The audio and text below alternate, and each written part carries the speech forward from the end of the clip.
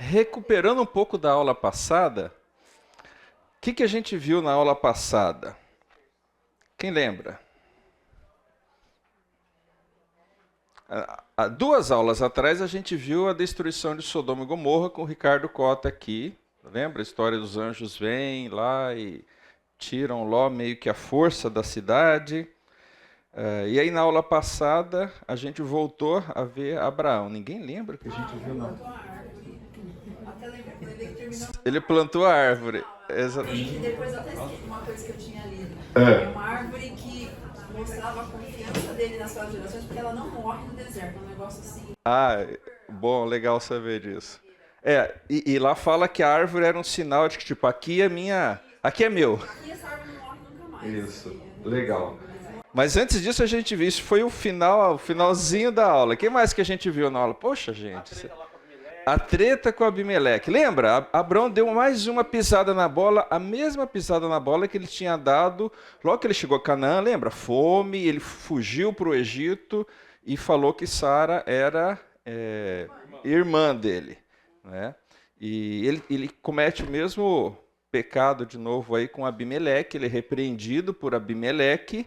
Aí depois tem um episódio do nascimento de Isaac e o desmame de Isaac, a festa que acontece, lembra que eu até brinquei que foi o primeiro caso de bullying registrado, né? Que o Ismael, né, que não era flor que se cheirava, pegou no pé lá e a Sara falou, chega. Aí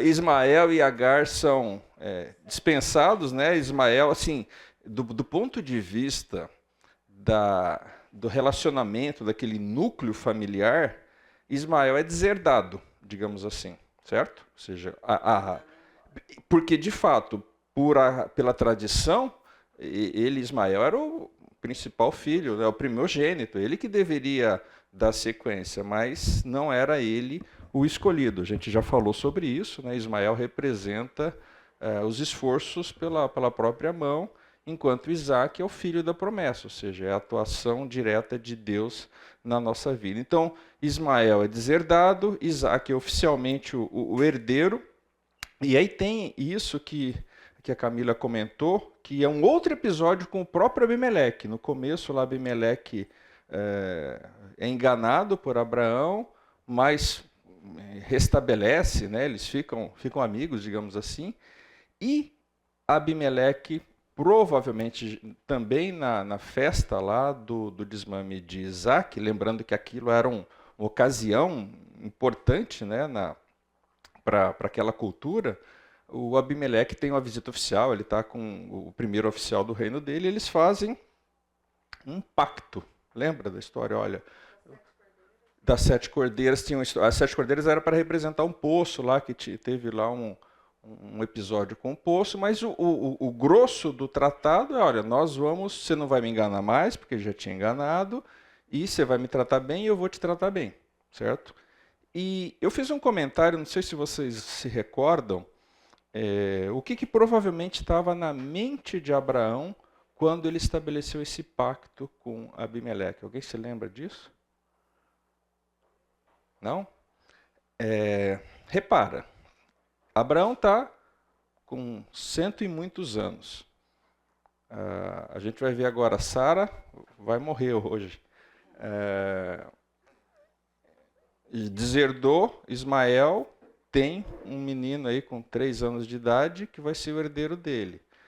Ele é nômade numa terra há 25, 30 anos. Lembra? Sai daqui, vai para lá, encontra pasto. Ele está com esse tratado meio que preparando o terreno, tentando passar o bastão para o filho em circunstâncias favoráveis. Imagina se ele no final da vida está brigando com todos os vizinhos, o moleque está...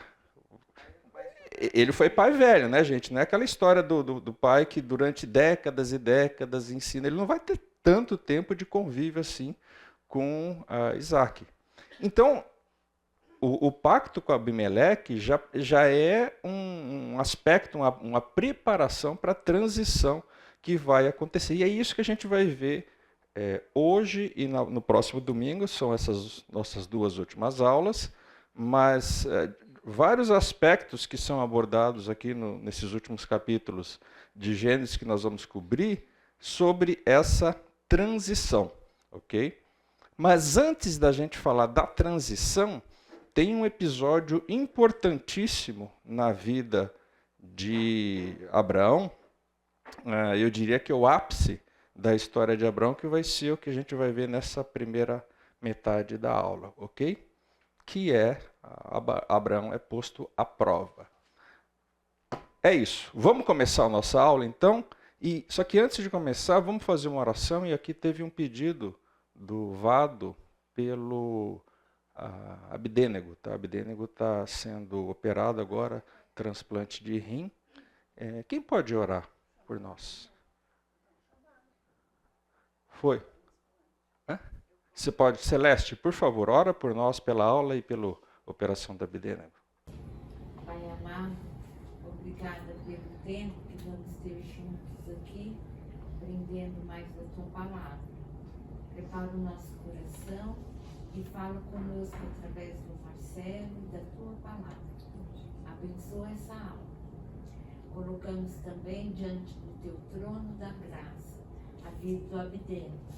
Tenha misericórdia desse teu servo e esteja com a cirurgia dele, comanda e dirige tudo de maneira que o Senhor seja exaltado e honrado nessa cirurgia. Esteja com a vida do Abdênego.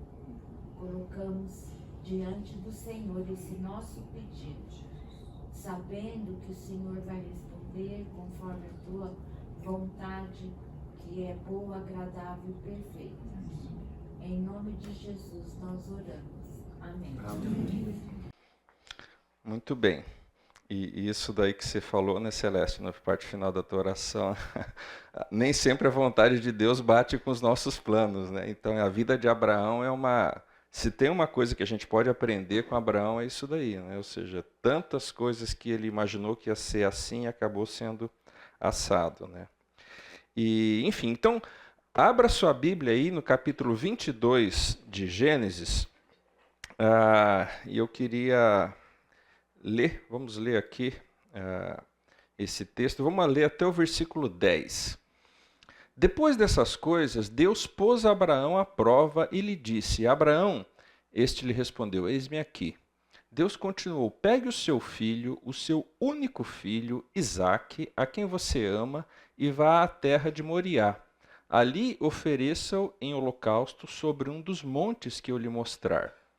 Na manhã seguinte, Abraão levantou-se de madrugada e, tendo preparado o seu jumento, levou consigo 2 dos seus servos e Isaque, seu filho.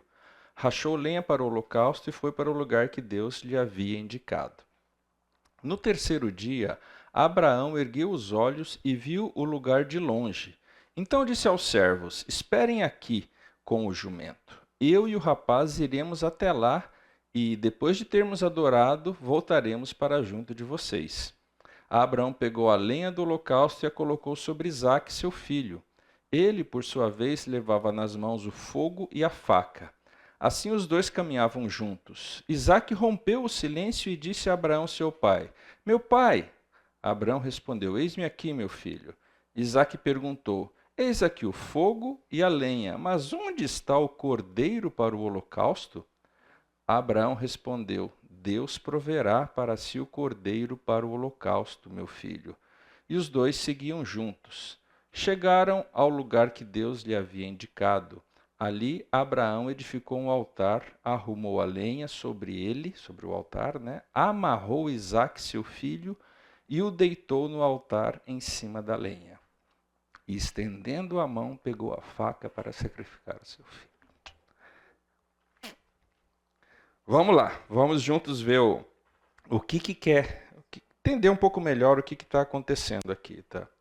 Bom, aqui logo no começo, aí no versículo 1, a gente fala que Deus está provando Abraão, tá? Só para ter uma ideia de quando isso provavelmente aconteceu, aqui uma estimativa, talvez tenha uns 12, 13 anos após o episódio lá com Abimeleque, que foi no desmame de Isaac. Os estudiosos estimam que ele tinha seus 16, 17 anos. Por quê? Uma das coisas é que era ele que foi carregar a lenha. Lembra, Abraão já era um senhor de bastante idade, lenha para um holocausto era bastante lenha, e então não devia ser um garotinho de 10, 12 anos, senão não ia aguentar essa lenha. Tá? Então, 3 dias de caminhar, apesar de que tinha um jumento, mas mesmo assim, em um determinado momento o jumento fica, eles seguem com a lenha, enfim. E é engraçado, é interessante, no versículo 1 está dizendo aí que Deus pôs Abraão à prova. Lembra, Gênesis foi escrito por Moisés, muito tempo depois desses episódios. Ele está contando para o povo lá, que está em vias de entrar na Terra Prometida, a história da onde aquele povo veio. Tá?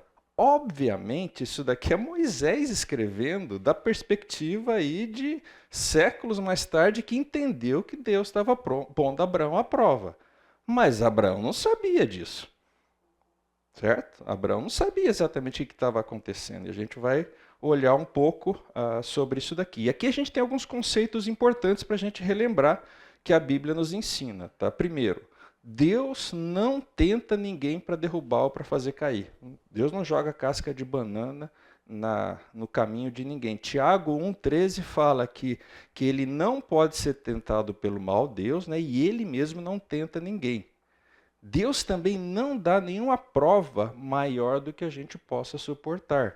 Isso é muito claro lá, 1 Coríntios 10,13, que dizendo que ele é fiel e não permitirá que vocês sejam tentados além do que podem suportar. E mais, junto com a prova, ele vai prover livramento para suportar. Então, existe Abraão está sendo provado aqui, mas é bom a gente lembrar desses conceitos sobre Deus. Agora, se Deus não joga casca de banana no caminho de ninguém, por que motivos Deus prova alguém? Por que motivos Deus provou Abraão ou prova outras pessoas até hoje em dia?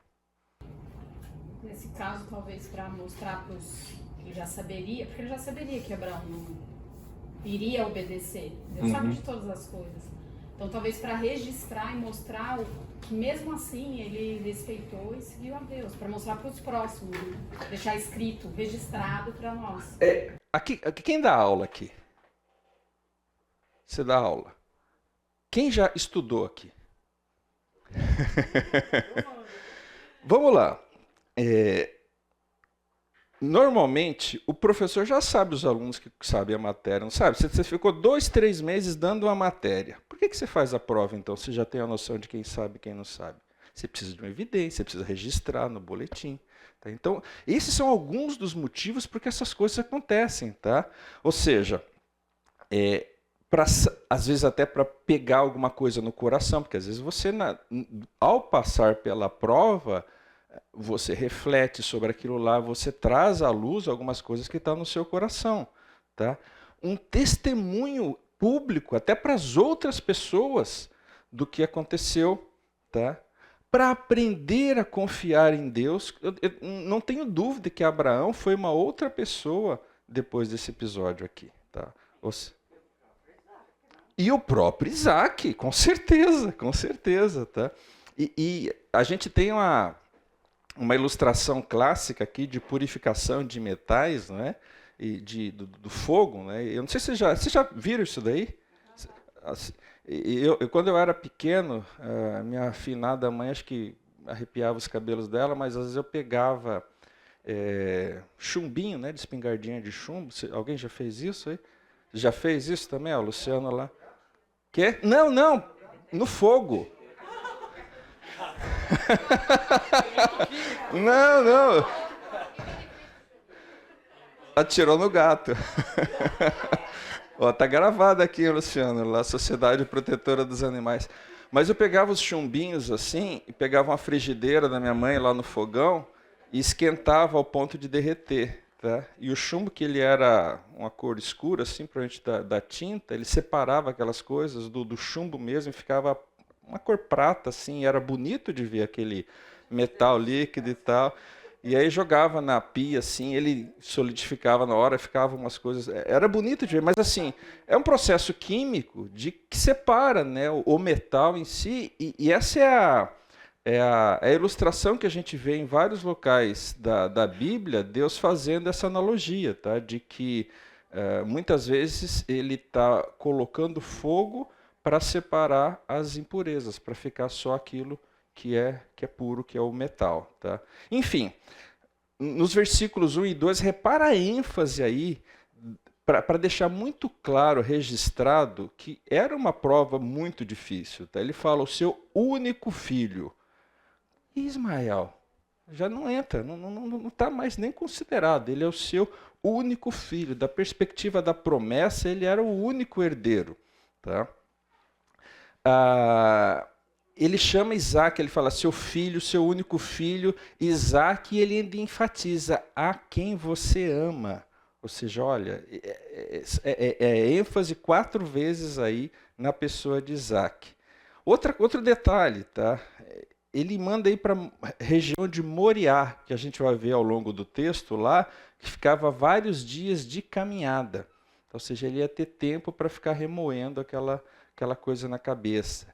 Mas ele não pede simplesmente para sacrificar, ele pede para fazer um holocausto. Vocês lembram o que é holocausto? Ou seja, é um sacrifício completamente queimado. Ou seja, ele ia imolar lá o filho dele e depois tacar fogo. Ia ficar vendo aquele negócio lá. Ou seja, matar o menino e depois queimar por completo. Que era até uma prática comum ali nos cananeus, os povos da região, mas entre os setitas, e semitas, de onde vinha Abraão, não se fazia, não era uma prática comum. Tá? E Deus falou, você vai para a região de Moriá, eu vou te mostrar o local exato, que lembra quando ele saiu de Ur dos Caldeus. Lembra? Ele falou, olha, você vai para uma região que eu vou te mostrar. Então, com certeza, o filme está passando na cabeça de Abraão, tudo aquilo que ele já viveu. Enfim, continuando aí no 3 e 4, ele fala, na manhã seguinte, Abraão levantou-se de madrugada, e fala que preparou a lenha.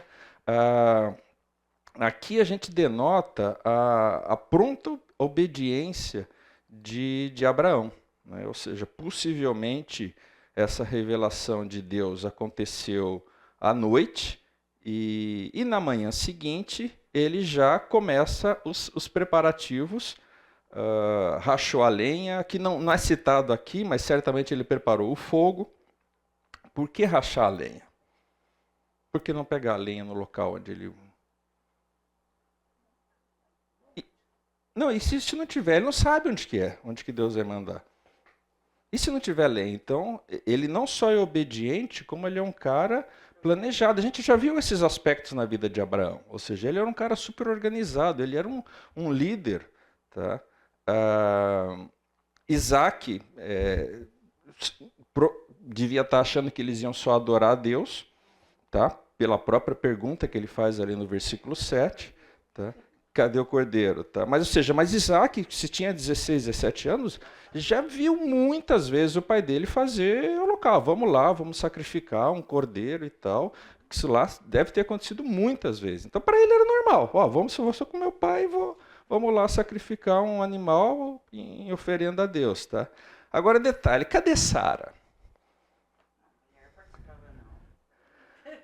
Gente... A maioria dos comentaristas fala, exatamente, Raquel. Provavelmente Abraão não comentou com Sara que eles iam sacrificar. Porque senão ia dar rolo, né, gente? Ia dar rolo, né? E alguns comentaristas falam, né?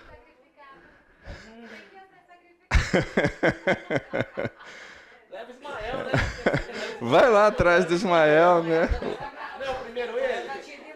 Um dos servos aí, né? Tem um monte aí. Ele não é o primogênito, então agora é o primogênito. Mas um dos comentaristas que eu li fala o seguinte, alguns fardos a gente tem que levar sozinho, tá? Nem o nosso cônjuge deve compartilhar. Enfim, no versículo 4 a gente vê aí, a partir do versículo 4, a jornada. Tá? Aqui está detalhado que foram 3 dias. Agora, você imagina como é que estavam os questionamentos de Abraão durante essa caminhada. certo? Ou seja, tinha ele, o jumento, 2 servos e Isaac lá, um pequeno grupo lá. E ele tinha certeza que tinha sido Deus, senão ele não estava fazendo tudo isso. Ele já tinha muita experiência, tinha muitos encontros, muitas conversas com Deus. Ele não tinha dúvida de que tinha sido Deus que tinha aparecido para ele, mas ao mesmo tempo ele falou, puxa, mas é o filho da promessa, depois de tanto tempo. Por que Deus pede uma coisa tão cruel assim, ou seja, um holocausto humano? Ele não gosta desse tipo de coisa, não está entendendo nada o que está acontecendo. Mas mesmo assim, olha no versículo 5, quando eles chegam lá no local e vai seguir o restante do trajeto só com Isaac, e deixa os servos lá. O que ele fala? Nós vamos e voltaremos no plural, tá? Ou seja, Abraão não sabe exatamente o que é que vai acontecer, mas o raciocínio de Abraão provavelmente foi alguma coisa assim, olha, Isaac é o filho da promessa, isso Deus tinha deixado muito, lembra? Ele achava primeiro era Eliezer, depois era Ismael, e Deus deixou muito claro, não, é Isaac, vai ser o filho que você vai ter com Sara, e você vai dar o nome de Isaac, é esse que é o filho da promessa. Então ele sabia, tá? Outra coisa que ele sabia, Isaac não podia morrer antes de deixar descendência. Porque não fala que ia ser uma grande nação e tal. Da onde que ia vir esse povo aí? Tinha que ser do Isaac. Tá? O raciocínio que provavelmente aconteceu na cabeça de Abraão é o seguinte, ó, talvez Deus vai ressuscitar ele das cinzas, porque ele não vai ser só morto, ele vai ser queimado também. Tá?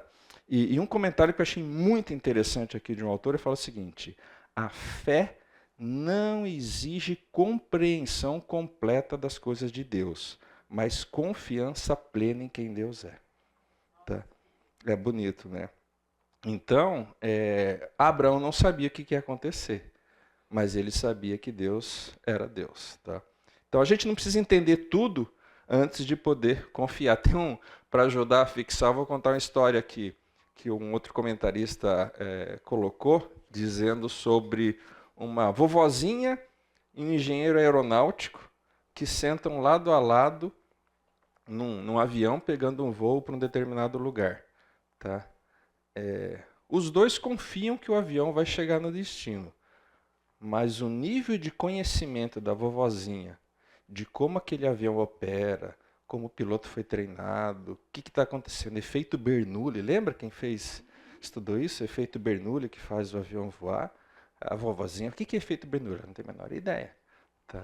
O engenheiro aeronáutico talvez conheça muito mais profundamente, mas os dois chegam no local final e os dois confiam que o avião vai lá. Então, ou seja, você não precisa saber de todos os detalhes para chegar no destino final. Eu sei que não é claro aqui, né? Mas sempre essa dúvida de Isaac, né? Até onde eles sabiam o que estava acontecendo? Isaac Não sabia nada, ele não sabia. Ele se sujeitou a ser amarrado, a deitar ali, tipo... Ele não sabia até o momento que colocou a lenha. Sim.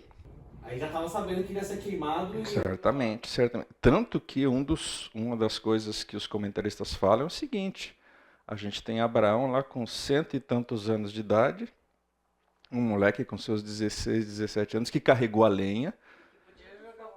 Qual a chance do Isaac sair correndo e Abraão segurar ele? Zero. Na verdade, a fé ali de Isaac a gente pode colocar... Com certeza, com certeza. Submissão, confiança. Não tenho a menor dúvida Quem disso. vai para a fogueira queimar...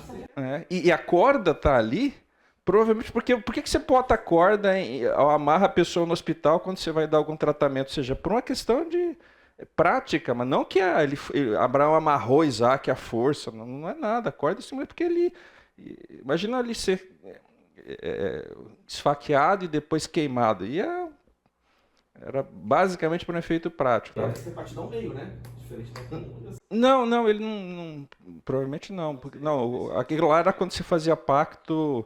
Era outro tipo de pacto, tá? Não era o holocausto, ele simplesmente matava o animal, deixava sangrar e depois tocava fogo. Mas enfim. E no meio desse caminho, né, lá no versículo 7, você vê o Isaac, né, que já tinha visto muito sacrifício, sabia como as coisas funcionavam, viu lá a lenha, viu o fogo, estava indo para o local, falou, está faltando alguma coisa. E cadê o carneiro, cadê o cordeiro aqui? Né? E Abraão responde no versículo 8, Deus proverá o cordeiro. Tá? O outro comentário interessante é que Moriá, a região onde eles estavam ali, posteriormente lá seria construído lá o templo de Salomão, ali foi a região onde ficaria mais para frente Jerusalém. Né? Então isso para aquele povo era uma indicação, falando, olha, os sacrifícios que acontecem no templo aqui e tal, o primeiro que aconteceu foi lá atrás. Tá? E Abraão estava crente aqui que Deus ia prover, como de fato Deus proveu naquela ocasião, e 1000 e tantos anos depois Deus proveu o Cordeiro Jesus Cristo. Certo? E, enfim, então Abraão coloca lá a lenha, você vê a partir do versículo 9 e 10, coloca a lenha, constrói um altar, coloca a lenha, coloca Isaac, amarra Isaac aí, e Abraão com isso, ele prova que ele amava a Deus mais do que qualquer outra coisa. Lembra, quando Abraão sai de Ur dos Caldeus e deixa a parentela dele lá, e depois de Harã, ele mostrou que amava a Deus mais do que o pai e a família dele, e agora ele mostra que ama a Deus mais do que o próprio filho. Okay? Aqui tem uma lição muito importante para a gente. Tá? Deus prova os seus filhos. A gente, às vezes... Acho que todo mundo sonha com a vida aí de mar de tranquilidade, né? Mas o fato é que Deus prova os seus filhos. Alguém pode ler para a gente Hebreus 11, 17 a 19?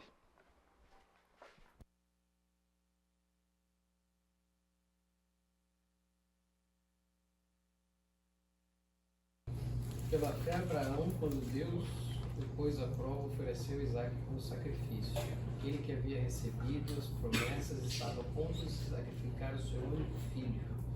Embora Deus lhe tivesse dito, por meio de Isaac a sua descendência será considerada.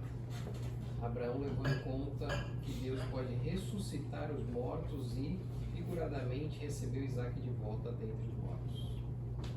Muito bem. A gente já falou isso algumas vezes.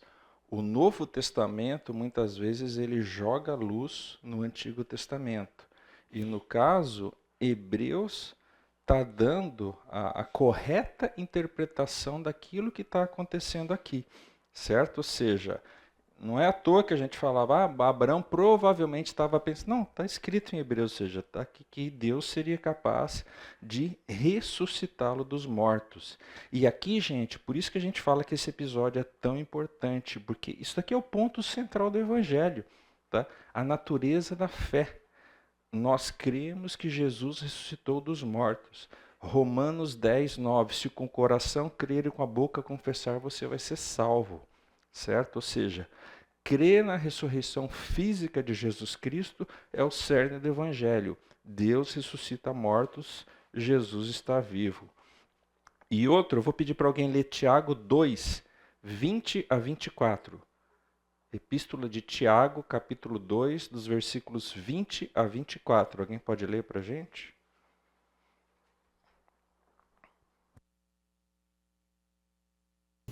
Sensato é certificar-se de que a fé sem obras é inútil? Não foi pelas obras que Abraão, nosso pai, foi justificado quando ofereceu seu filho Isaque sobre o altar? Você pode ver que tanto a fé como as obras estavam atuando juntas, e a fé foi aperfeiçoada pelas obras. Cumpriu-se a escritura que diz, Abraão creu em Deus, e isso lhe foi atribuído como justiça, e ele foi chamado amigo de Deus. Vejam que uma pessoa é justificada pelas obras, não apenas pela fé. Muito bem.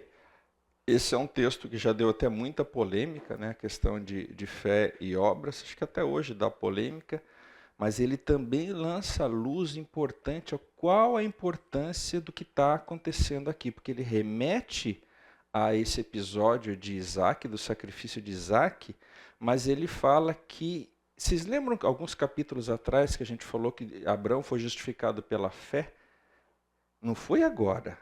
Abraão já tinha tido fé, mas agora é a questão da evidência da fé, ou seja, que as obras que Tiago está falando, ou seja, uma fé sem obras é morta. Tá? Então não é que Abraão teve fé agora, não, ele já tinha fé. Isso daqui foi apenas um episódio para evidenciar a fé de Abraão. Então a fé verdadeira, ela transforma a vida das pessoas para a glória de Deus. Até aqui, tudo bem? Então vamos caminhar um pouquinho mais. Nossa, eu esqueci de... Oi. Talvez mais do que apenas entre aspas, né? Evidenciar, né, a fé dele a partir da aprovação, do texto de 1 Pedro, que diz o seguinte, 1 Pedro 4,12: Amados, não estranhem o fogo ardente que surge no meio de vós, falando do sofrimento potencial ou real, destinado a provar-vos. Ou seja, ele também traz essa aprovação como uma característica do próprio sofrimento. O sofrimento nos leva ao crescimento, né, que vai trazer benefício para nós. Tiago, capítulo 1, fala a perseverança. Quem que passa por isso enquanto provação, passa a experimentar a Deus de maneira totalmente diferente depois que passou. Jó, eu te conhecia só de ouvir, mas agora os meus olhos. Perfeito. Só evidenciar, mas o nosso próprio crescimento. Né? Definitivamente, Abraão passou a ver Deus diferente depois. E como alguém falou, Isaac. Então, imagina isso na vida de Isaac, gente. Isso daí. Interessante que ele não se rebelou, ele... Também. No momento que Abraão falou para ele, Deus proverá.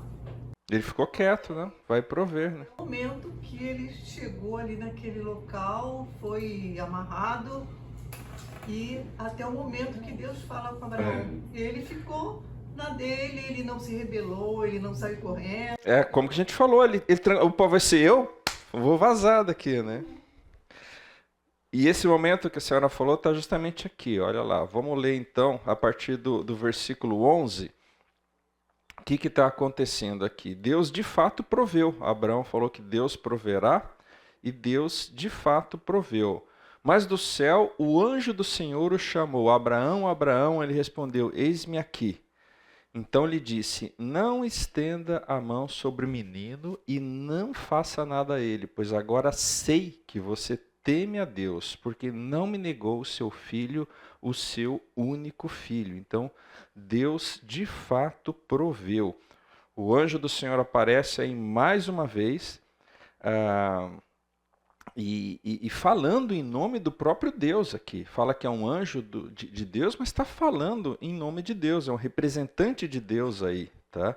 Ou muita gente acha, aí de novo, a gente entra naquela história lá de que cada estudioso acha de um jeito. Tem gente que acha que é o próprio Deus se manifestando na forma de um anjo. Enfim, acho que é pouco relevante aqui, tá? Lembrando que anjo do Senhor já tinha aparecido em alguns episódios anteriores, a questão de Sodoma e Gomorra, 2 vezes falando com Agar, já aparecia essa figura do anjo do Senhor, e a expressão que ele chama aqui, usando Abraão, é um tom de urgência, tá? Para, tá? Ou seja, então não é... de novo, o anjo do Senhor tinha senso de urgência, porque Abraão já estava com a mão levantada, tá? E no versículo 12 ele fala, agora eu sei que você teme a Deus. Ou seja, aqui está a evidência, aqui está o resultado da prova. O aluno que sabia a matéria lá foi lá e tirou uma nota excelente, né? E tanto, a gente leu 2 textos antes, né, de Hebreus 11 e Tiago 2, eles falam, se você for olhar lá no original, eles falam que Abraão ofereceu Isaac no passado. Tá? Por quê? No coração de Abraão ele já tinha dado Isaac. Isaac não chegou a ser morto, mas não quer dizer que Abraão estava seguro. Só não foi consumado. Tá? É que nem aquela história pensando do pecado. Tá? O cara teve uma intenção maldosa, só não teve oportunidade de consumar, mas o pecado, Jesus fala muito disso, ou seja, o que conta para Deus é o nosso coração, tá? E então aqui é a evidência lá de que Abraão foi aprovado, né?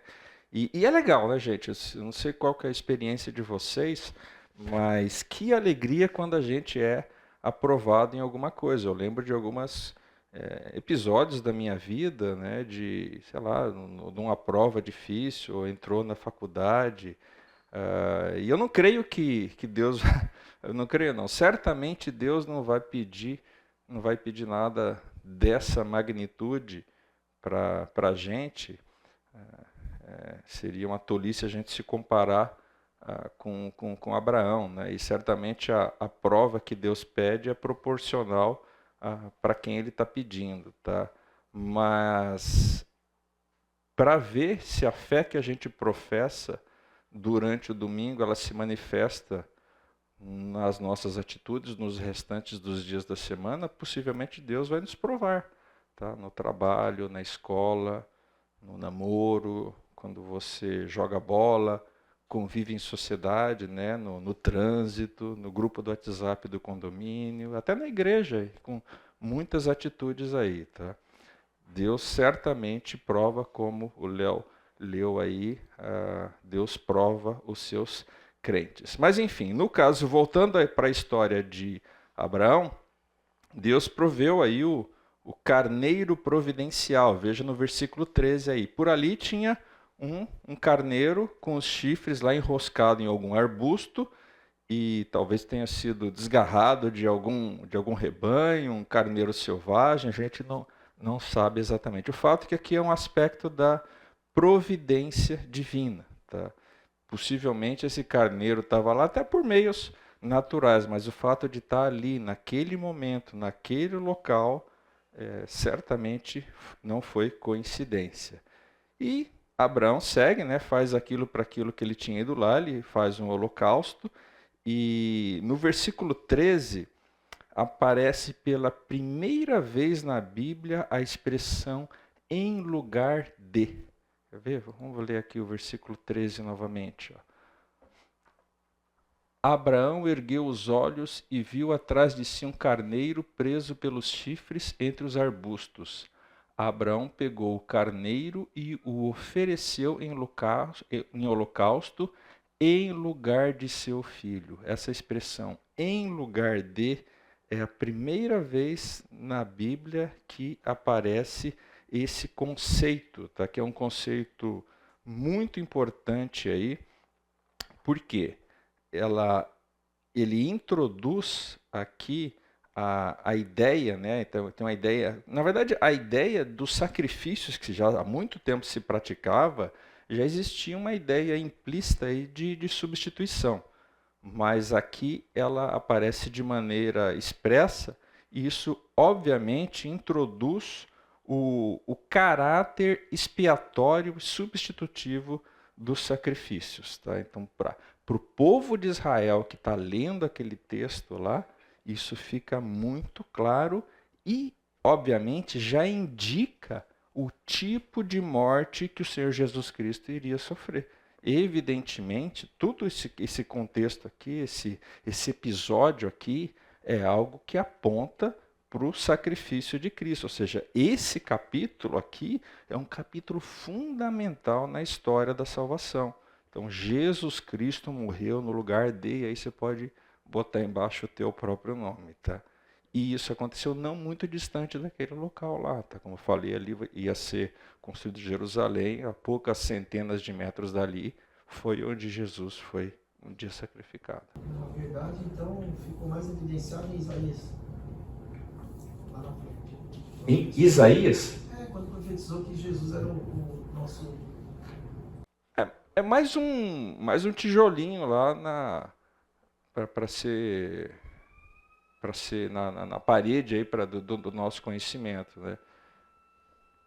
Na verdade, lá em Isaías você dá muito destaque para o caráter de Jesus, né? Que ele era um cordeiro pacífico, ele não ficava esperneando e tal, né? Mas e lá também fala, né, que ele morreu pelas nossas feridas e tal. Mas aqui aparece pela primeira vez o aspecto da substituição, né? Ou seja, era um ser humano que ia morrer e ao invés de morrer um ser humano, morreu um cordeiro no lugar, um carneiro no lugar. Ok?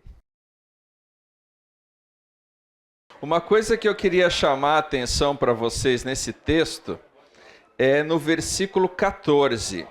Olha aí, vou projetar aqui o versículo 14. Olha só que interessante aqui. O versículo 14 fala o seguinte, que Abraão deu àquele lugar o nome de o Senhor proverá. Daí dizer-se até o dia de hoje no monte do Senhor proverá. Duas coisas aqui. A gente canta aí Javé Jireh, isso daqui em hebraico é o Senhor proverá, tá? Então se você canta Javé Jireh e quiser saber a origem, é isso daqui. Em hebraico é Javé Jireh. Mas olha só que interessante aqui. Daí dizer-se até o dia de hoje no monte do Senhor proverá, tá? O que é isso daqui? Até o dia de hoje. Isso aqui é uma nota do editor, tá, gente? Ou seja, esse texto foi escrito por Moisés, mas o texto passa por revisões, tem compilação e tal. Então, certamente, isso daqui não estava no original, tá? Então, é só para... Opa, acho que eu fiz bobagem, apertei o botão errado aqui, né? Voltamos aqui. Isso, ou seja, então, no versículo 14, a gente tem uma nota do editor do texto de Gênesis, que deu a versão, o formato final. E a gente vê nos versículos 15 e 16 a confirmação de Deus com o juramento. Olha lá, então do céu, pela segunda vez, o anjo do Senhor chamou Abraão e disse: por que você fez isso e não me negou o seu filho, o seu único filho?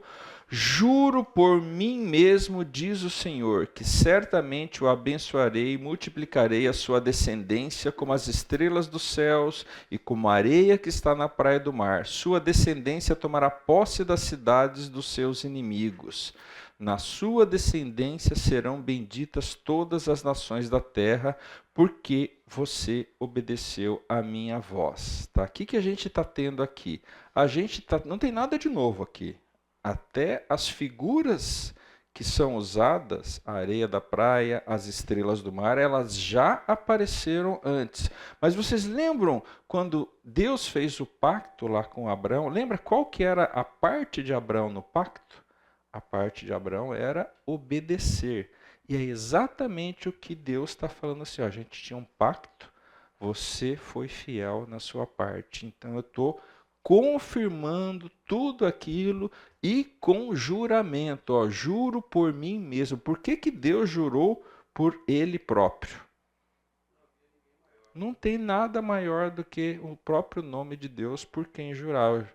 A gente não fala, quando a gente fala juro pelo nome da minha mãe, você pega sempre uma figura que lhe representa o máximo. Não vou nem entrar no mérito se deve ou não deve jurar, tá? Mas o ponto é todo. Ninguém, eu juro pelo, sei lá, o trombadinha, não. Você jura pelo nome da sua mãe, certo? Você busca sempre. Então Deus jurou por si mesmo. E aí ele, se você quiser ver isso lá em Hebreus 6,13, tem justamente a explicação, né? Ela ali evoca esse texto que fala que porque Deus jurou pelo próprio nome. Tá? E aí no 17, no 18, a confirmação das bênçãos, né? Da descendência numerosa, que está expressa nas figuras da areia e das estrelas, a conquista da terra. Tá?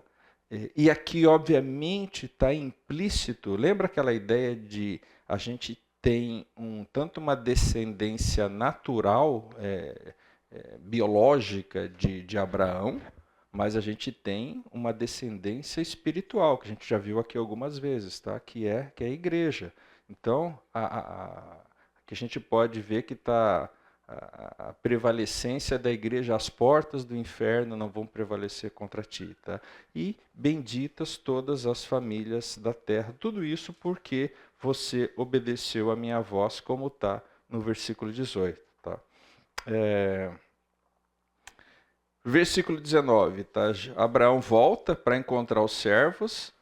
Então, vamos ver aqui o Ó, então Abraão voltou para onde estavam seus servos e juntos foram para Berseba, onde ficou a residência. Berseba, lembra do episódio lá de Abimeleque, onde tinha o tal do poço, onde a gente comentou ali, Abraão viveu ainda bastante tempo, os primeiros anos da vida de Isaac aconteceram lá em Berseba.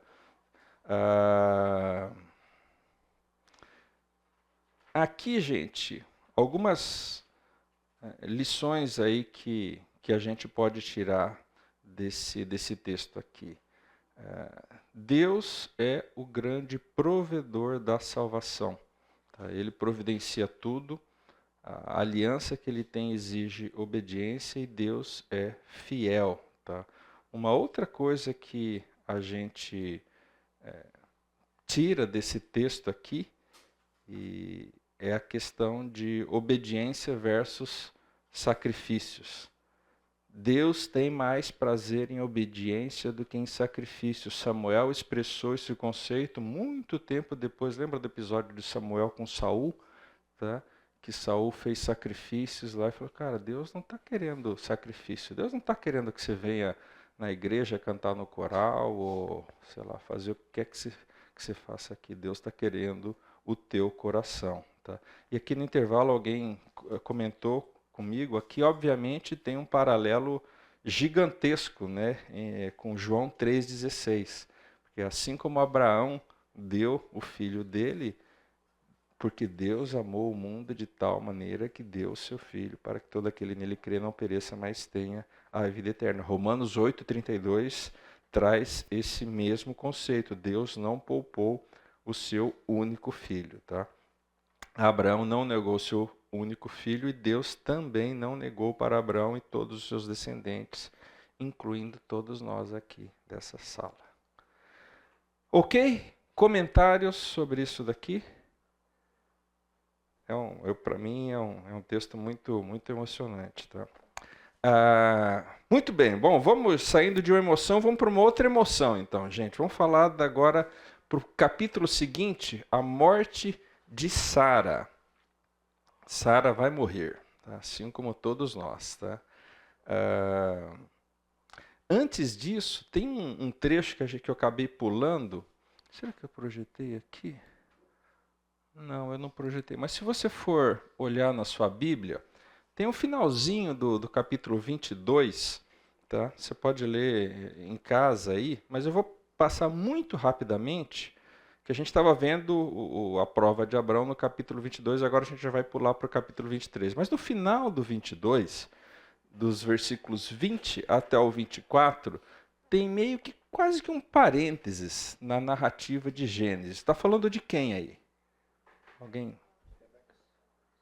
Falando de Rebeca, mas na verdade dos filhos de Naor. Tá? Vocês lembram quem que era Naor? Era irmão de Abraão. Deixa eu ver se eu recupero aqui. A gente tinha lá um... Aqui, ó. Isso daqui era a família lá de Tera, o Terá.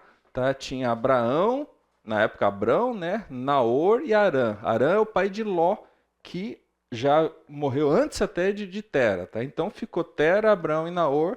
Tera morre lá em Arã. Abrão vem com Ló, que era sobrinho dele, porque o pai de Ló tinha morrido, e depois o avô morreu também. E Ló veio com um penduricalho de Abrão e foram lá para Canaã. E quem ficou lá na região? Naor, certo? Então, da família de Abrão, quem ficou lá na Mesopotâmia foi Naor. E aí a gente vem para esse finalzinho do 22, que basicamente ele... chega aos ouvidos de Abraão notícias do irmão dele. Fazia décadas que ele não tinha notícias do irmão dele. E aí fala, tá, que Naor teve filhos e filhas, fala de uma mulher, fala de uma concubina, e entre esses tinha uma neta dele, que é Rebeca. Tá? Não, a gente vai ver na aula que vem, se Deus permitir, Rebeca vai surgir aqui na nossa história, mas a gente já está naquele processo de passagem de bastão, tá? De quem que vai vir depois. Assim como Isaac vai substituir Abraão, Isaac vai vir a casar com Rebeca, ou seja, Rebeca vai ser a nova matriarca do clã, justamente no lugar de Sara, que Sara, agora a gente vai ver o episódio da morte de Sara, tá? Então, o texto Gênesis 23 agora. Então, esse finalzinho do 22 é meio que um parênteses só para introduzir alguma informação que vai ser relevante para a gente logo mais, tá? Então, Gênesis 23, aí você vê que Sara viveu 127 anos, morreu em Kiriat Arba, que é Hebron, na terra de Canaã. Abraão veio lamentar Sara e chorar por ela. Vamos entender um pouco aí do que está acontecendo aqui. Sara morre aí com 127 anos. Lembra, Abraão era mais ou menos 10 anos mais velho que Sara. Abraão está com 137 aqui. Alguns detalhes, tá? Sara é a única mulher da Bíblia que tem o registro da idade da morte dela. É a única. Tá? Todas as mulheres da Bíblia morreram, tá? Não teve nenhuma que foi assunta aos céus, tá? Não que tenha sido registrado. Mas a única que tem o registro dos homens é muito comum, né? Você vê aos montes, aí morreu com tantos anos e tal. A única mulher é Sara. E Sara deu as suas pisadas na bola, né? Lembra o episódio de sugerir que Agar desse o filho a Abraão, a história do riso e tal, mas ela certamente era uma mulher de muita fé. O testemunho de Hebreus 11, ela está lá, incluída na galeria dos heróis da fé. E, enfim, nessa época eles já tinham saído de Berseba, lembra, do poço lá, e tinham voltado para Hebron, cerca de uns 80 quilômetros dali, e estavam agora morando entre os hititas. A gente vai ver mais para frente, a partir do versículo 5, lá os filhos de Et, que são os hititas. No versículo 2, fala que Abraão veio lamentar. Tá? O que pode até soar um pouco estranho. Veio da onde? Tá? Os especialistas aqui, eles acham que Abraão talvez estivesse com o rebanho em algum lugar. Então, no dia que Sara morreu, ele não estava em casa, ele estava, que era algo muito comum, você vê isso em vários episódios. Lembra, por exemplo, lá quando José, tem o episódio de José com os irmãos, que eles estavam longe, que eles voltam para avisar o pai. Então era comum na vida desse tipo de clã, um grupo vai para longe para tratar de alguma coisa. Então esse veio lamentar provavelmente é isso daí, tá?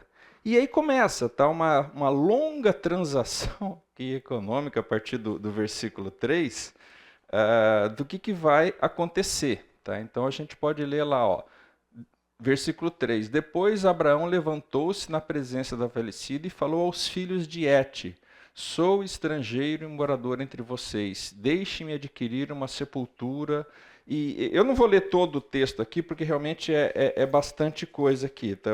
Mas fica sugestão de vocês lerem em casa. Vamos só pensar algumas coisas mais relevantes aqui. Bom, o que está acontecendo aqui?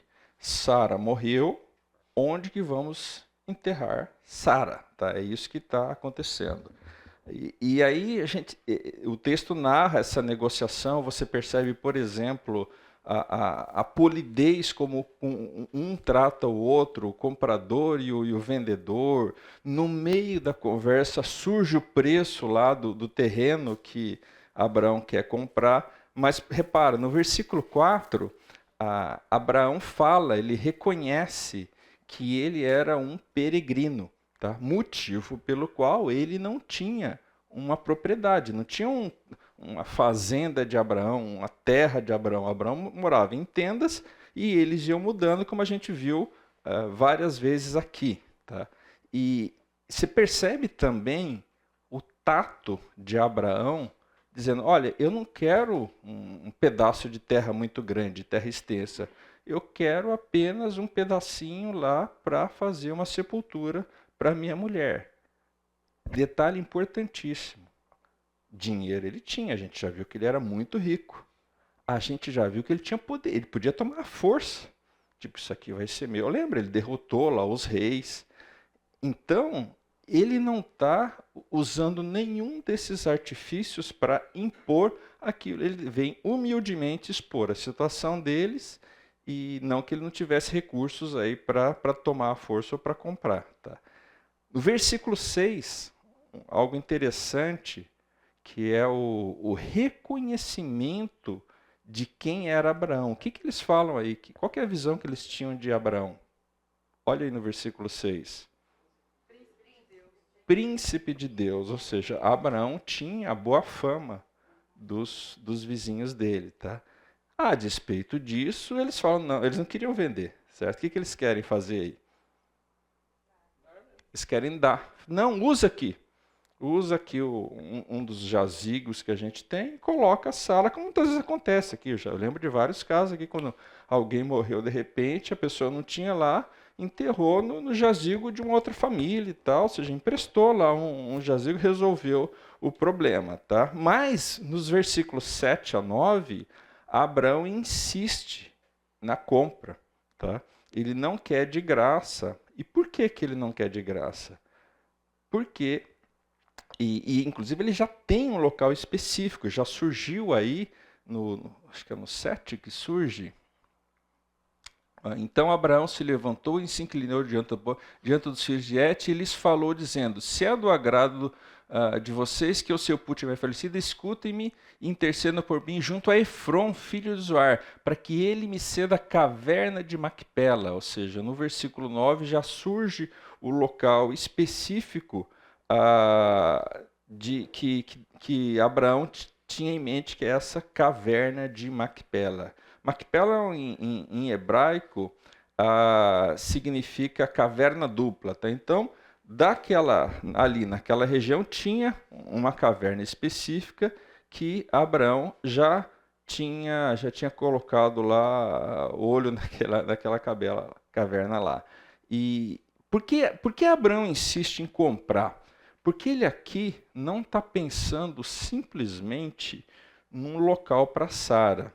Tá? Ele mesmo, Isaac, Jacó viriam a ser enterrados ali naquele local. Então, Abraão já está pensando no que vai vir mais para frente. Guarda alguma semelhança com a árvore que ele plantou lá em Berseba. Olha, aqui está marcando o local dele. Tá? Então, Abraão está pensando, ele, um camarada peregrino, fala, não, agora eu vou deixar um sinal, que apesar dele ser peregrino naquela terra, Deus já tinha falado que aquela terra ia ser deles. Você falou, não, vamos então ter um espacinho aqui, onde eu vou ser sepultado, Sara vai ser sepultada e quem vier depois de mim. Tá? Aí tem detalhes da negociação, né? No versículo 11, repara que ele queria uma caverna, né? Não sei se você já leu esse texto, se isso já chamou a sua atenção, mas no versículo 11, olha lá. De modo nenhum, meu senhor, escute, eu lhe dou o campo e também a caverna que nele está. Na presença dos filhos do meu povo, eu lhe dou isso. Sepulte a sua falecida. Ou seja, o cara foi para comprar uma caverna e o vendedor já está empurrando um campo junto. Né? Não leva a caverna só não, fica com o campo que tá em volta. Enfim... Rola lá no meio dessa conversa, surge lá o preço disso daí, Abraão separa o dinheiro. Alguns comentaristas falam que o valor que está registrado aqui é um valor meio que exorbitante para aquilo que estava sendo negociado, mas enfim, retrata um pouco lá de como eram os negócios. Tá? Outra coisa interessante desse texto aqui, nos versículos 17 e 18, vamos ler lá rapidinho aqui o 17 e 18, Assim, o campo de Efron, que estava em Macpela, em frente de Manre, o campo, a caverna, e todo o arvoredo que nele havia, e todo o terreno ao redor, passaram a ser propriedade de Abraão na presença dos filhos de Et, a saber, de todos os que entravam pelo portão da cidade. Isso daqui, segundo os especialistas, era a matrícula, passou no cartório, tá? Ou seja, porque tem a descrição do imóvel, tem as testemunhas, e repara aqui onde que eles estavam, no portão da cidade. Lembra que eu falei no episódio de Ló, que era lá no portão da cidade que se resolvia essas coisas? Aqui está mais uma evidência. Então, gente, o que é isso daqui? Isso daqui é um retrato, tem a morte de Sara e depois tem um retrato excelente de como eram os modos e costumes da sociedade daquele local. Foram lá, conversaram, tal, aquela história, não, fica aqui, não precisa pagar, não, mas eu quero comprar. Ah, mas não vai, o que é 400 pesos de prata? Já surgiu o preço. Ah, mas leva o campo junto também, porque para que ficar só com a... Enfim, é o jeito que aquele pessoal trabalha. É muito diferente de hoje em dia, né? Ou seja, mas enfim, essa era a maneira dos costumes lá da época. Então, enfim, Sara é sepultada lá está aí no versículo 19, e no versículo 20 a gente tem uma dica. Olha lá, vamos ler os versículos 19 e 20. Assim que eu achar aqui Está bem pequenininho para mim aqui, tá, gente? Depois Abraão sepultou Sara, a sua mulher, na caverna do campo de Macpela, em frente de Manre, que é Hebron, na terra de Canaã. E assim, pelos filhos de Et, se confirmou a Abraão o direito do campo e da caverna que nele estava, como propriedade para servir de sepultura. Ou seja, o que é a dica aqui sobre o que o versículo 20 está falando? E é por isso que Abraão queria comprar. Tá? Ele queria passar aquilo lá para os descendentes, como eu comentei, foi o que acabou acontecendo. Por que ele insistiu na compra? Porque se fosse emprestado, tá? Volta para os caras, tá? Ia ficar Sara lá, os ossos dela lá, e ele não teria atingido o objetivo dela. Então ele queria comprar de fato, para quando ele morresse, aparecesse lá no inventário, e passa para o filho, e passa para os netos. Tá? Abraão está deixando ele ser sem terra aqui. Bom, pelo menos o jazigo, né? Conta, né? Conta. Não sei se paga IPTU, ITR, alguma coisa assim. E obviamente, tá, gente, tem um aspecto prático de ter onde enterrar as próximas gerações, mas uma coisa muito importante, tá? É um sinal de que aquela terra passa a ser a terra de Abraão. É muito comum até hoje em dia, né, as pessoas falarem, quando o cara mudou de cidade, quando eu morrer, eu quero que você me enterre lá na minha terra e tal. Por quê? Abraão tinha deixado Ur dos Caldeus, lá na Mesopotâmia, e ele era peregrino aqui. Aqui ele está meio que... É um outro sinal de que aqui é a minha terra natal. Então ele está definitivamente cortando os laços lá com a terra de onde ele veio, ok? Um outro comentário que cabe aqui é que Deus não aparece. Repare que Deus não apareceu nesse capítulo. Assim como, por exemplo, no livro de Ruth inteiro não aparece Deus, né? De Esther, perdão. Mas ele está por trás, agindo através daquilo que os teólogos chamam de providência divina, ok? Muito bom. Dúvidas até aqui? Comentários? E eu quero então aproveitar que a gente ainda tem mais uns minutinhos e avançar já para o capítulo 24 e introduzir o tema. O capítulo 24 é um capítulo super grande, a gente tem que cobrir na aula que vem, que é a nossa última aula, não só, o 24, mas também o 25. Então eu queria que vocês virassem a página das suas Bíblias aí e fossem para Gênesis 24 para a gente começar a abordar a gente falou lá no final do 22 apareceu Naor e a neta dele, Rebeca, a gente vai começar a ver a história aí da esposa para Isaac, ok? Aqui, então, lendo o texto de Gênesis 24, lá no capítulo 1, o que a gente vê aqui? Ó? Abraão já era velho de idade bem avançada, e o Senhor o havia abençoado em tudo. Ok, aqui talvez alguns poucos anos se passaram, a gente vai ver a continuidade daquela transição de Abraão para Isaac, e uma coisa interessante, daqui até o final da vida de Abraão, Deus não se manifesta mais a ele, não tem mais nenhum episódio de manifestação de Deus por visões, sonhos, nada disso. A última aparição de Deus a Abraão foi lá no episódio do Monte Moriá, quando ele segurou a mão de Abraão para não sacrificar Isaac. Agora, o fato de Deus não aparecer expressamente nesses últimos capítulos não significa que Deus não está atuando. Tá? Na verdade, ele usa aquilo que eu acabei de falar de providência divina, atuando através das N circunstâncias, ou seja, a presença de Deus ela é invisível, mas ela é extremamente eficaz, e como isso vai ficar, acho que muito claro para todo mundo aqui. Ok? Então vamos lá. Versículo 1 fala que Abraão foi abençoado em tudo. Vamos lá, nessa altura do campeonato, como é que estava Abraão? Velhinho, mas com relação a, se ele fosse parar para fazer uma análise da vida dele, que constatações é que ele chegaria?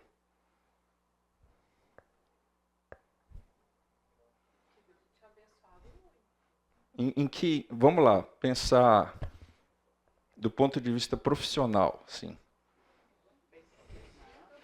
O que Abraão era? Abraão era um fazendeiro, ele é bem-sucedido, tinha centenas de pessoas no clã dele, tinha muita ovelha, camelo, certo? Então ele era bem-sucedido. Ainda não. Mas o filho dele já tinha nascido, né? Não tinha visto a multidão ainda, né? Mas apesar de não ter a multidão dele, tem um outro aspecto, já que a gente está falando de gente, que não deixa de ser, certamente prosperidade, que era a questão do clã numeroso que ele liderava, certo? Por quê? De novo, é uma evidência de que ele foi bem sucedido, mas também na situação dele é algo que trazia uma certa segurança, certo? Não estou falando que ele não via nisso a segurança e não confiava em Deus, mas o fato, alguém que não tinha uma terra, que era nômade, só que ele chegava com 800, 1000 pessoas lá, falando, não é qualquer um que vai se meter com ele. Ou seja, então, nesse sentido, ele era um cara próspero também, tá? A gente acabou de ver aqui, que eles chamavam ele lá no versículo 6 do capítulo anterior, de príncipe de Deus, ou seja, ele era um cara rico, com um clã numeroso, e era bem visto pelas pessoas, ele tinha uma boa reputação. Tá? E ele tinha o filho, tudo bem, o filho ainda não tinha casado, e é isso que a gente vai ver agora, mas ele tinha um filho que era evidente que a mão de Deus estava sobre ele, tá? Então era o filho da promessa.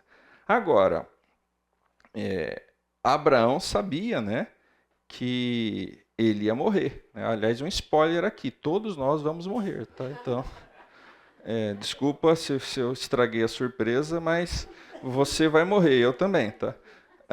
Só a Raquel que talvez vai ser arrebatada, tá? Depois vocês conversem com ela a teologia dela. Eu morreu também, estava enganado, né? Bom, nessa altura do campeonato, Abraão tinha seus 140 anos, Sara tinha morrido, Isaac tinha mais ou menos 40 anos e era solteiro, tá? E essa era uma época em que os casamentos eram diferentes do que hoje em dia. Os casamentos eram muito arranjados, né? E Abraão, ele está querendo uma esposa para o Isaac. E ele quer uma esposa não entre os povos ali da região. Isso vai ficar claro aqui nos versículos seguintes. Mas o que ele tem em mente? Olha, eu quero uma esposa semita, lá da minha parentela, tá? Por isso que a informação que chegou para ele no final do capítulo 22, que está registrado não só que Naor tinha expandido, mas fala que chegou até Abraão essa notícia. Então, repara como as coisas parece que coincidentemente, tudo meio que se encaixando, né? Ou seja, chegou para ele a notícia que o irmão dele tinha lá filhos e netas e tal. Falou, opa, é aqui que eu vou seguir, aqui que eu vou planejar o futuro do meu filho. Olha o versículo 2 aí.